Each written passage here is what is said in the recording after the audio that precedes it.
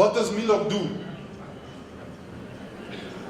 Does anybody know what it does? Because in the first instance, it's not about the paperwork. MiLoG is a general law which says if you work in Germany, you have to pay at least 8.5 euros per hour. That's what MiLoG does. Now, when it started, I don't think they thought a lot about transport. And they said, when MiLoG starts, we're going to apply it to international transport, cabotage transport, and transit transport. Of course, there was a reaction from the European Commission saying this goes too far, and they only suspended the transit transports. In the other two, they still apply, which means that if you drive to Germany, you have to have the documentation and you have to prove that you pay enough. Now, there was a reaction from the European Commission already in 2015, but this case is not moving on. Since then, nothing has happened. Which is kind of funny because in Germany, things are changing. And there is some good news. The first one is a decision which already dates of 2015, which is from the Bundesverfassungsgericht, which is the highest court in Germany. And it was a demand of, I think, 15 Polish, Hungarian and Austrian transport company to suspend MiLoG for transport.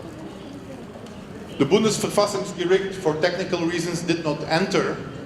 But if you look at the decision, they are saying we have to be very careful with this in transport because it's going too far. They have taken this decision, and in 2017 there's a first important case, which was in Weissenburg. It was not a real MiLoG case, but what happened was the following. One of the loading companies was asking from a Polish company, you have to show me that you conform with MiLoG. The Polish couldn't, and the German company refused to pay the company in Poland, saying you don't comply with this legislation, so we cannot pay. This case went to court, and in court the German company tried to explain that because it was illegal they shouldn't have to pay. Now what is important in this judgment is that the judge said, look, this MiLoG is not confirmed with European legislation, so we cannot apply it.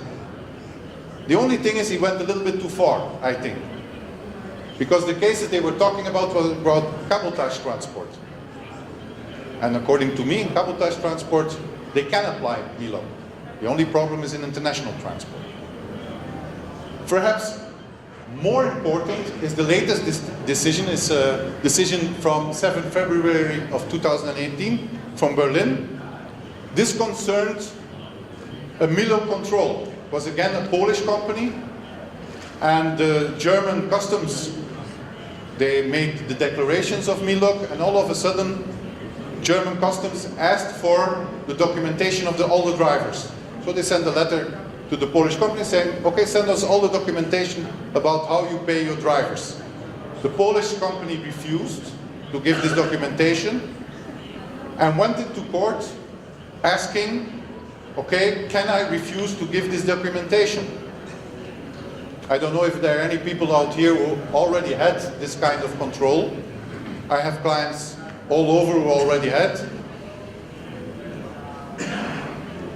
The judge decided that because MiLoG is not confirmed with European law, there is no obligation for the company to show the data.